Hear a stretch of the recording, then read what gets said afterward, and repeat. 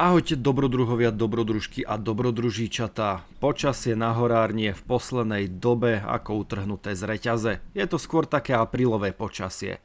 Občas prší, občas sneží, občas je plus 6 a občas je minus 6. Takže nič moc. Navzdory počasiu som sa rozhodol, že pokračujem v rekonštrukcii. A keďže je to počasie dosť nepríjemné, najlepšie bude pracovať niekde vo vnútri. Vrhol som sa teda znovu do upratovania. Tieto sololity presúvam druhýkrát za týždeň, čiže nie je moc efektívna robota. Problém je v tom, že presunúť ich musím, keďže som sa rozhodol opäť pohnúť trošku s rekonštrukciou a tento raz chcem do toho udreť poriadne. Takže idem osadiť okná. Na túto činnosť som sa neuveriteľne tešil.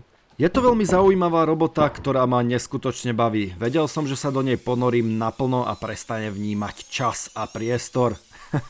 Ešte predtým, ako osadím dané okná, tak musím dokončiť pár posledných pások, respektíve priečných výstuží. Túto prácu som už na videu neraz ukazoval a ukážem vám ju znovu, pretože aj toto je realita rekonštrukcie.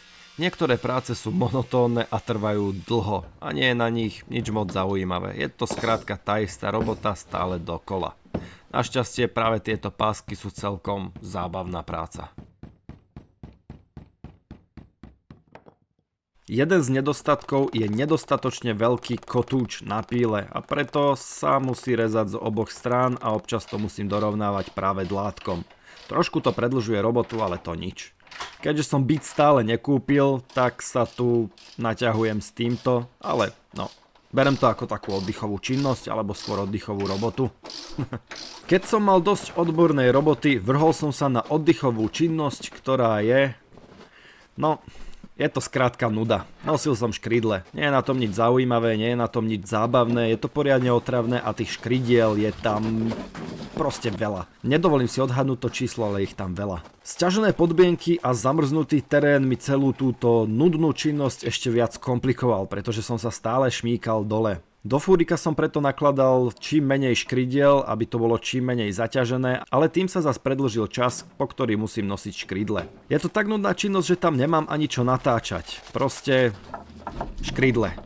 Nosíte, ukladáte, vykladáte a z tej kopy mám pocit, že neubodlo ani pol škrydle.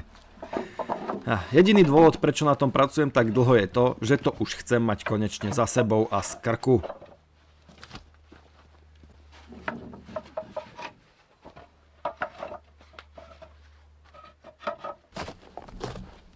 Keď som mal odbyť tú prácu nudným nosením škrydiel, chcel som si ešte doladiť svoje chute, alebo teda napraviť svoje chute, a tak som sa vrhol na očistenie okien, ktoré budem nasledujúci deň osádzať. Neuveriteľne sa na to teším a nemohol som si pomôcť. Hoc už bola vonku veľká tma, tak aj napriek tomu som sa ešte vrhol na chvíľku dozadu a išiel som aspoň tie okná vyčistiť a pripraviť na zajtrajšie osádzanie. Snažil som sa byť veľmi opatrný, bál som sa, že ich rozbijem.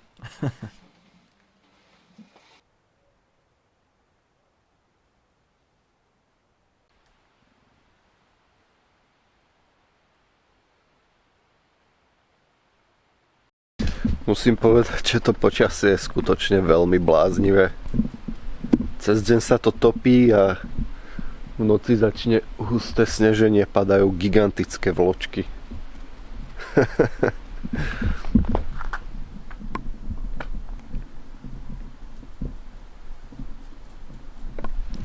Wow. Ešte, že milujem zimu. Freja si samozrejme na horárni ide svoj vlastný príbeh a svoje vlastné dobrodružstvo, ako môžete vidieť. Myslím si, že by som jej mal okolo krku uviazať nejakú kameru, aby sme videli jej život. Ešte predtým, ako osadím samotné okná, musím urobiť pár rámov, kde tie okná zapadnú a poriadne premysleť to, kam okná prídu.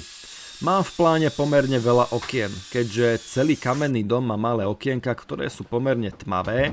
Zadnú miestnosť by som mal veľmi rád poriadne presvetlenú.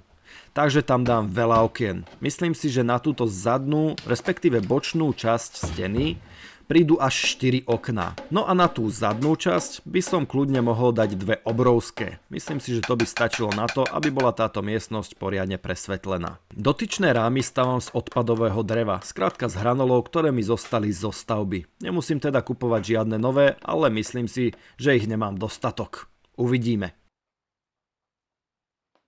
Niekoľko posledných hranolov, ktoré mi zostali ešte zo stavby strechy, mám na povale. Musím ich dať dole. Pamätám si, aké ťažké bolo vo dvojici ich dostávať hore. Dole to bude oveľa väčšia sranda. Tu som trošku zariskoval. Keby sa mi hranol pošmykol, rozbije mi kameru. Našťastie to všetko dopadlo dobre a nejak som to ukočíroval a zvládol. Ale musím povedať, že s týmto pármetrovým hranolom sa tu nejako orientovať a pohybovať nebola žiadna sranda. Po poslednom videu som sa poučil a radšej dvakrát merám a raz režem.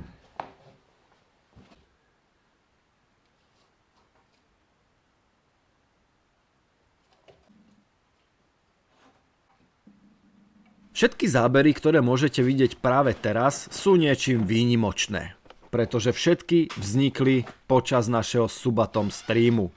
V čase, keď nahrávam toto video, tak náš Subatom stream dosiahol viac ako 176 hodín, čo je absolútne neuveriteľné. Som non-stop live už 6 dní. Ešte minimálne jeden deň budem. To je naozaj neuveriteľné, ľudia. Strašne vám ďakujem za podporu a neuveriteľne si to vážim. Ste skrátka najlepší. Takže okrem toho, že natáčam toto video, tak každá časť môjho dňa, 24 hodín, 7 dní v týždni, ste mohli vidieť live na mojom kanále. To je naozaj neuveriteľné. Aj tieto zábery. Aj toto pílenie dreva sa vysielalo live, teda naživo, na kanále. Tento deň som sa rozhodol zbaviť sa konečne všetkého dreva, čo je v pivnici. Keďže sú to len také papeky a tenké dosky, ktoré v piecke zhoria veľmi rýchlo, budem potrebovať poriadne veľké množstvo tohto dreva, aby som mohol kúriť aspoň pár dní. Nebolo na čo čakať, avšak content je to nudný, takže som z toho veľa nenatočil.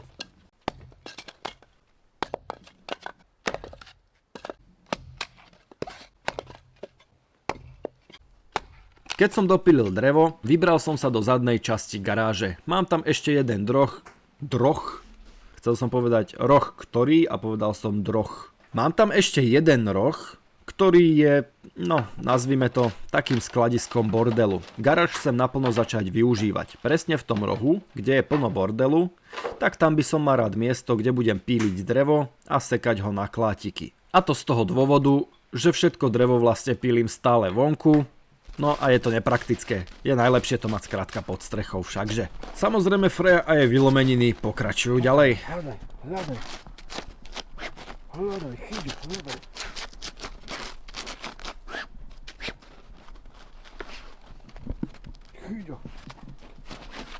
chyťo. Ak ste boli na Subatone, tak ste určite zaznamenali, že v jeden deň bol naozaj Armagedon. Silný vietor a do toho husté sneženie a dopadlo to takto. Je nasnežené ešte aj pod strechou. Naozaj príšerné počasie. Ale ja zimu milujem a Freja si užíva tiež. No a keď som nemohol byť na Subatone live ja, tak ma zastúpila Freja, ktorá si pozornosť naozaj užívala. A ak bola nuda, tak samozrejme urobila zábavu. Nie na čo čakať a vrhol som sa späť do roboty. Zima mi pridala robotu. Chcel som sa vrhnúť naspäť do upratovania garáže, ale namiesto toho som musel odpratať túto hordu snehu. Pretože keď sa to začne topiť, bude tu poriadna záplava. Nevadí, aj to patrí k zime, ktorú mám ja veľmi rád. Tu moja kamera len ochlp ovlásla deštrukcii. Ovlásla? Nové slovo, nové slovo, ovlásla. Ovlások ušla a bude ovlásla. Výborne, ja už mám 3 slova v mojom novom slovníku. Tu moja kamera len ovlások unikla deštrukcii.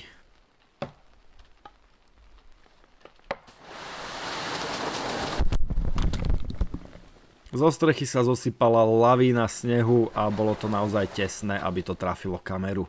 Našťastie to dopadlo dobre. Začal som odpratávať drevo, pretože ďalší deň malo byť teplo a začalo by sa to topiť a vlhnúť.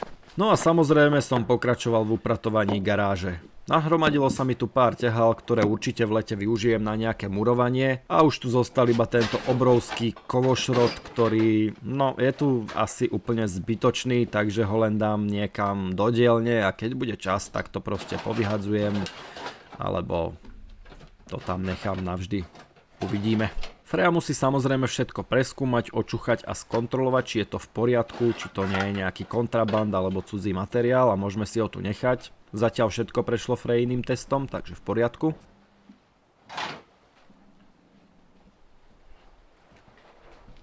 Bolo tu aj dosť veľa špiny, bordelu a hlavne lístia a snehu nafúkaného na jeseň, takže som to pozametal a mohol som sa vrhnúť do samotnej stavby, alebo skôr provizorného stolíka, na ktorom budeme rezať hlavne tie tenké látky, ktorých je veľmi veľa a musím ich rezať veľmi často. Stolík urobím jednoduchý, a to z paliet, nechcem to nejako komplikovať, nebude to dlhodobo, bude tu len zrejme túto sezónu. Keď bol stolík zmontovaný, stačilo už len vyskúšať, či je výška správna a vyhovuje mi. Keďže pilím tie tenké dosky akumulátorovým kocúrom, je to dosť namáhavé na ruky, preto musím mať tú správnu výšku, aby ma neboleli. Dobrodruhovia, prekonali sme hranicu 18 000 odoberateľov, čo je absolútne neskutočné a neuveriteľné. Neskutočne vám za to ďakujem. Som veľmi zvedavý, kedy sa nám podarí prekročiť to neuveriteľné číslo 20 000. Tu som sa zahral na popolušku.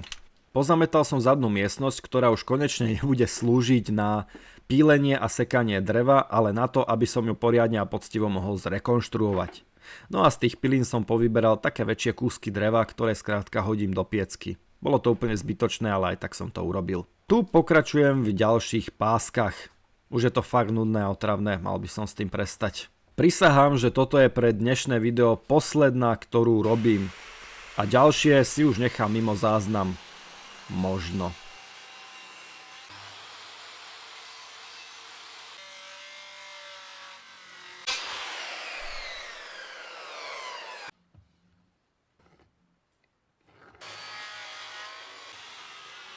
Problém pri osádzaní okna bol ten, že som musel urobiť rám z dosiek. Potreboval som 17,5 cm hrubé dosky na to, aby bol rám dostatočne veľký. No a problém bol v tom, že mi začínajú dochádzať práve fošne na to určené. Budem musieť dokúpiť nové, avšak je zima a teraz v zime ich hore rozhodne nevytrepem.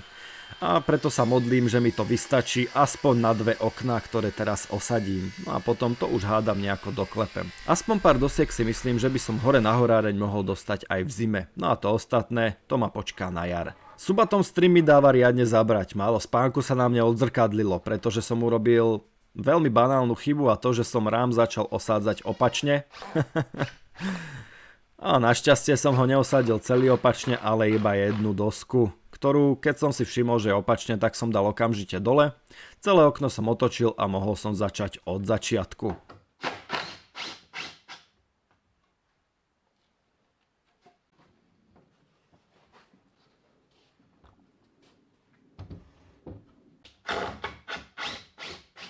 Keď bol rám hotový, zistil som, že toto je trošku veľké. Musím to skrátka skrátiť. Myslel som si, že to bude robota len na pár minút, no nakoniec som musel vytiahnuť motorovú pílu a tú vrchnú jemne zrezať a dokonca dať dole. Bránila sa skutočne statočne, no nakoniec som to nejako zvládol a mohol som tam osadiť aj posledný hranol a samotné okná. To sa samozrejme nezaobišlo bez menších komplikácií. Komplikácie vznikajú hlavne vtedy, keď sa snažíte mať všetko na milimeter presne. Pri drevokonštrukciách je to poriadne zložité a náročné. A poradím vám radšej to urobiť trošku užšie ako väčšie, pretože ak to robíte užšie, vždy môžete trošku povoliť tie hranoly a tie okná tam osadiť. To bol napríklad presne tento prípad, kedy mi to nesedelo naozaj len o kúsok. Podľa mňa to bolo tak 3-4 mm.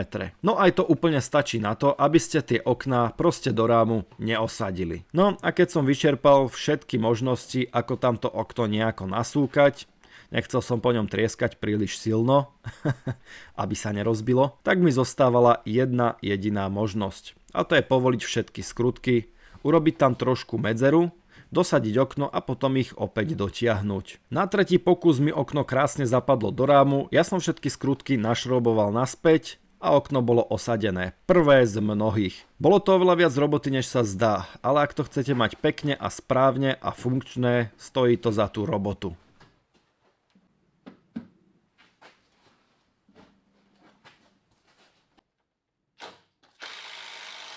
Dobrodruhovia, ani vám neviem opísať, ako moc ma potešilo prvé osadenie okna. Celá miestnosť zrazu nadobudla úplne iné rozmery a úplne inú atmosféru. Začína to pomaličky, ale isto vyzerať ako miestnosť. Každým takýmto krokom je miestnosť bližšie a bližšie mojim predstavám toho, ako bude vyzerať na konci rekonštrukcie. Je to absolútne nádherné. A pomalými krokmi sa z nej začína tvoriť moja predstava. Neskutočne sa z toho teším a mám z toho obrovitánsku radosť ľudia.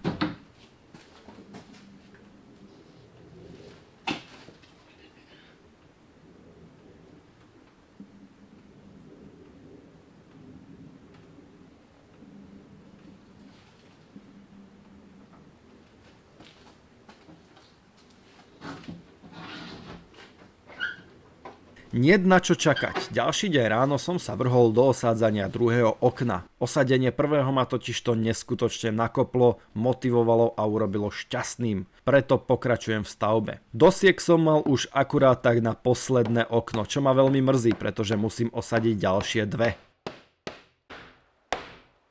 Druhé okno sa bránilo o niečo viac ako prvé, no trošku som sa s tým zapasoval a nakoniec som ho tam dostal. Bez zádrhlov to samozrejme nejde. Okno mi skoro spadlo. No nakoniec som zvládol aspoň dve okná osadiť bez toho, aby som čokoľvek pokazil alebo rozbil. Čo bolo celkom fajn, tak je to, že sa mi podarilo okná osadiť na prvýkrát správne. Výšku som už nemusel meniť, boli absolútne dokonale vysoko a krásne sa z nich pozeralo, otváralo a myslím si, že tu budú veľmi dobré. Navyše sa mi podarilo zachovať tieto nádherné, krásne, obrovské drevené okná.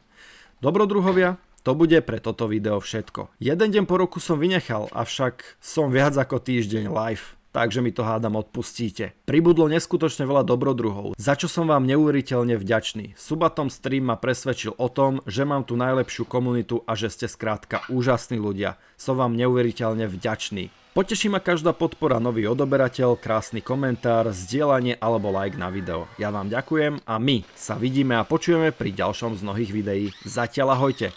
A ak chcete viac kontentu, dorazte určite na stream. Zatiaľ som live, teda možno. Myslím si, že dobre, čo poviete?